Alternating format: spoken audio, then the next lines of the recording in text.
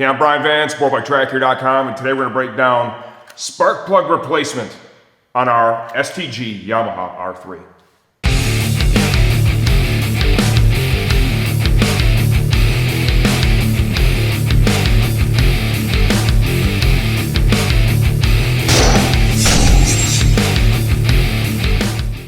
Okay, our bike has been totally converted into a race bike now. There's no fairings on it, they're out for paint. Still, this is going to translate really well, whether you have a track bike or a street bike. At the end of the day, in order to access the parts that we're looking to service and replace today, we need to remove the gas tank. On the Yamaha R3, in order to facilitate that, there are the plastic panels that span from the fuel tank side fairing to the tail. You remove those, they're black in color off each side, along with the seat. That is going to give you enough access to do the things you need to do. Once that has happened, you need to remove the fuel tank. It's pretty basic. We've got a 4mm T-handle up here.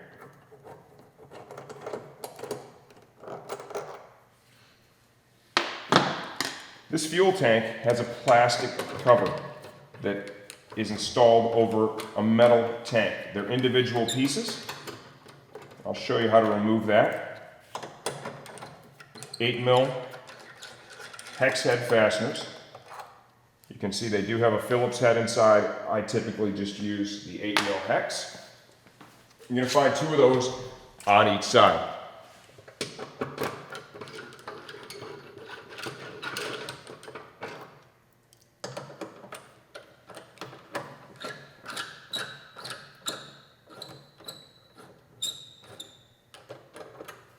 Now we're ready to remove the cover from the tank. What you want to do is you want to grab it on the sides. You want to kind of pull out like so. Pull out here, up and back. Here, at the top of the tank, there are 2 pins that are going to line up with the rubber grommets that you see here on top of that fuel tank. Now, to continue removing this, we need to pull the 2 fasteners here and here to secure it to the frame, as well as disconnect the fuel line and the electrical line to the fuel pump. Okay, these are 10mm hex head. Still just using a T-handle here for the drive socket. Pull 2 up here at the front, and then 2 in the back.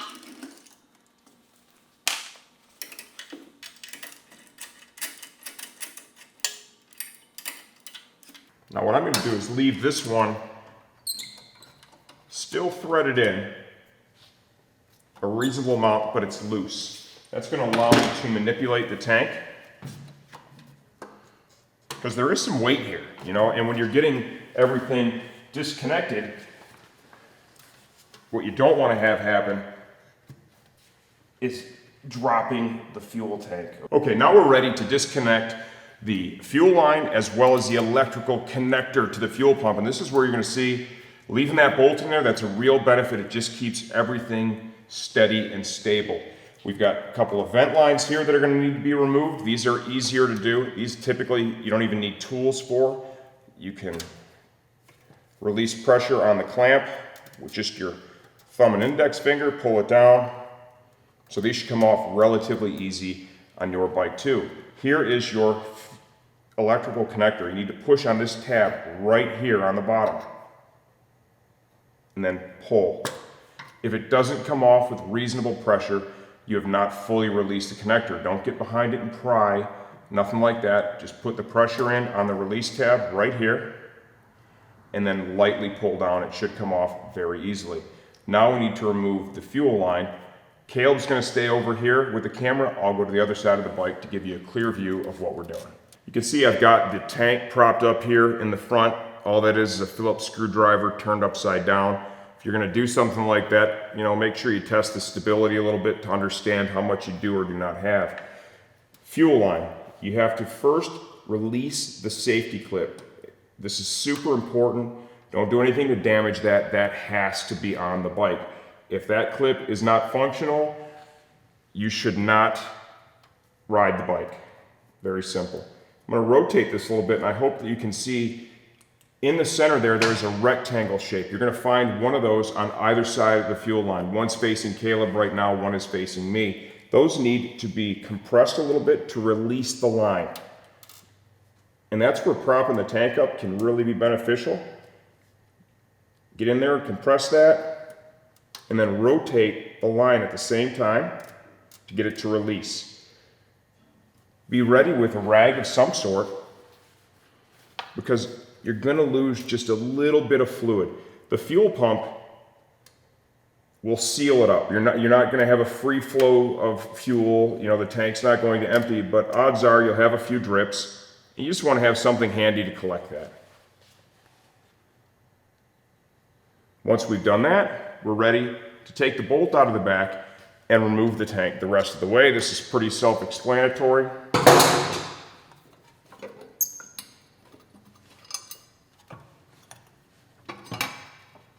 And off it comes. Okay, spark plug replacement on our R3.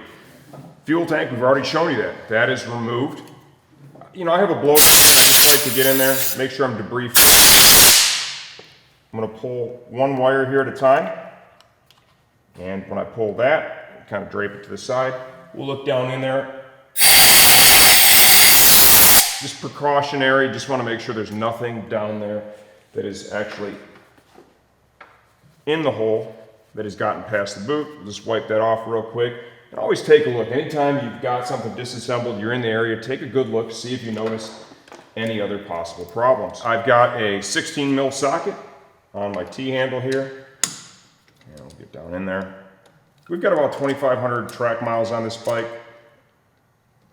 So we're going to go ahead and replace the plugs. This is just maintenance. It's possibly quite premature.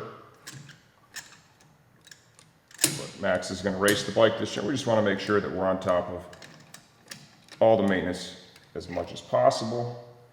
Okay, now we need to be able to extract the plug. Should have grabbed this first.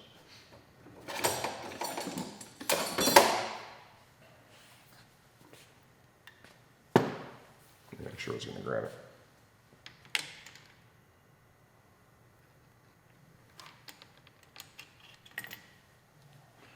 I don't have an actual plug socket. That was just a standard 16. I'll go ahead and just use a magnet to pull it. Here is the original plug.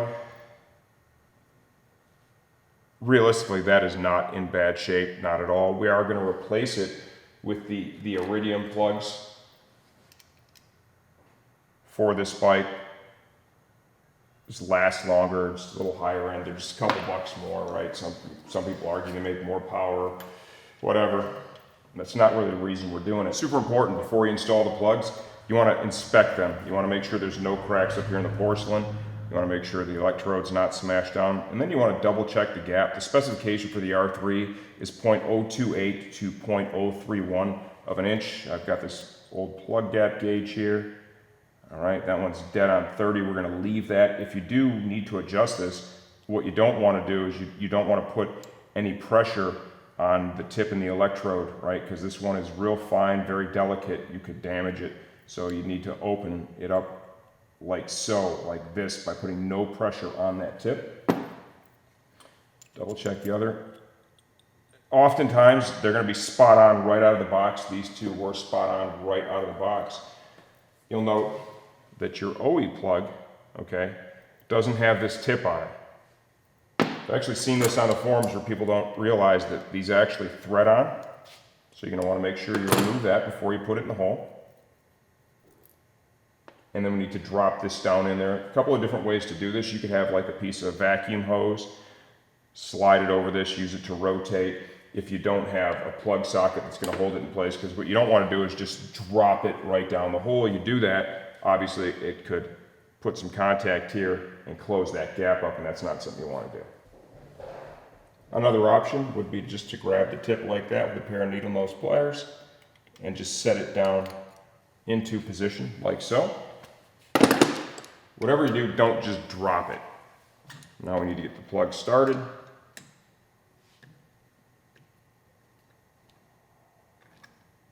Once you have it seated, you need to torque it just enough to compress the gasket.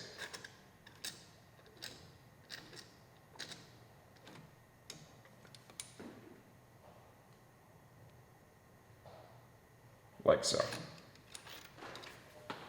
Now for the other side, simple mirror image. Go ahead and put the plug wire onto the plug. Make sure you have that seated all the way down. Remove the other one. Repeat the process with the blowgun.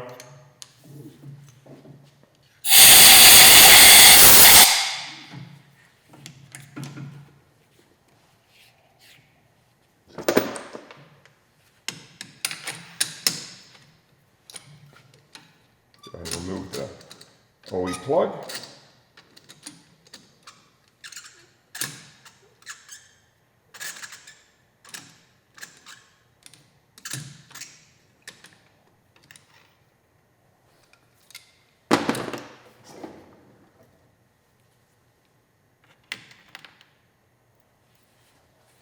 Always take a good look at it before you just simply replace it.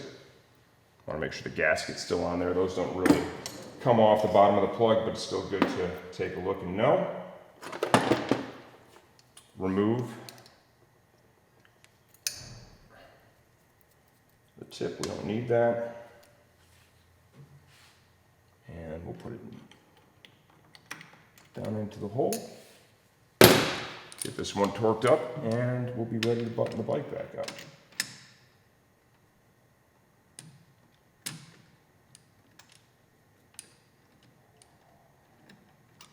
A lot of different options with the tools to get this installed. All right, I'm just using the T-handle that I have handy. You could use, of course, a ratchet instead of a T-handle. Make sure you've got it torqued down. Make sure the boot is debris-free. Down into the cylinder head. Make sure you slide it all the way down so it's engaged fully on the spark plug. Now we're ready to put the fuel tank back on the bike and check our work. Okay, as we wrap up our project, I double-checked everything that is going to be under the gas tank. Everything is exactly where it needs to be. It looks great. So it's time to put the tank back on. We're going to show you some of this, but not all of this. And the reason behind that is Caleb's like, dude, if beyond getting the lines back on the gas tank, they can't put the rest of the stuff back where they got it, they need to take the bike to the dealership. So that is Caleb that said that. I did not say that. I was going to show you everything, and Caleb said, no, we're not going to do that.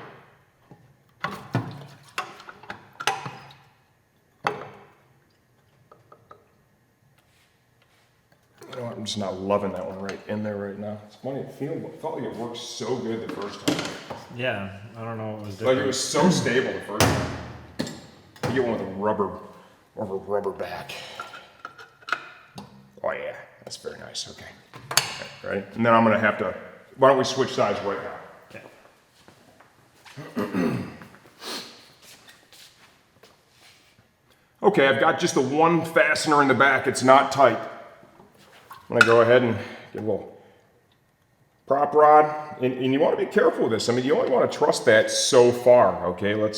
You want to be smart about it, so check the stability before you start doing anything to see exactly what you've got that you can rely on.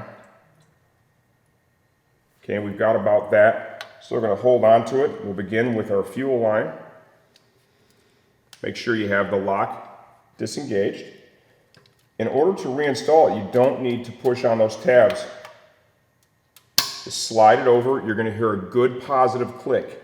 After that, push in on the lock. Now I want you to pull out on it a little bit and make sure that it does not simply slide off. Next up is your connector for the fuel pump. Push up, make sure you hear a good positive click. From there, grab onto it, ensure that it's going to be staying in place. You've got the emission, the vent lines. We're going to go ahead and put those on. I'm going to pull that prop rod out. No, don't need that anymore. When you lower the tank down, you want to take a good look at that fuel line. You want to make sure that it has not kinked in any way. Okay, I can't tell you how many times I've seen guys after a project like this lower the tank and somehow that line just got pinched in a weird way and had some weird pressure put on it, and next thing you know, you have a performance problem, and all it is you have a lack of fuel volume that is created by the restriction in that fuel line.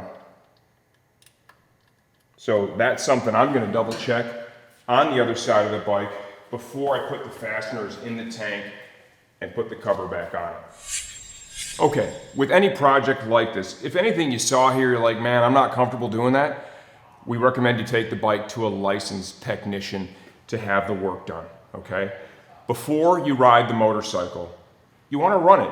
In this case, I'm not even going to put the fairings back on it right now. It's just going to give me a chance to make sure we don't have any leaks, we don't have anything going on. So we'll start the bike, we'll let it, warm up, go through a temperature cycle, and check everything before we ride it.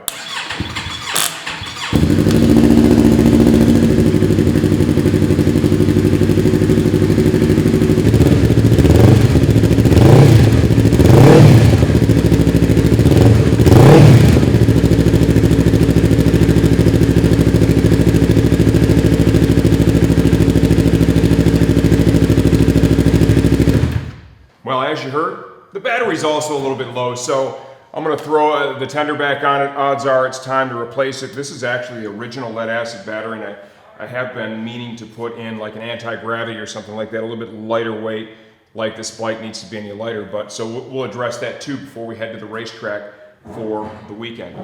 If you have any questions or comments, leave those in this video. I answer all those. I'm happy to help out as much as I can. I think with this install, right, this is just normal maintenance stuff for an R3. It's going to be relevant whether you're on the racetrack or on the street. I'm Brian Van, SportbikeTrackGear.com.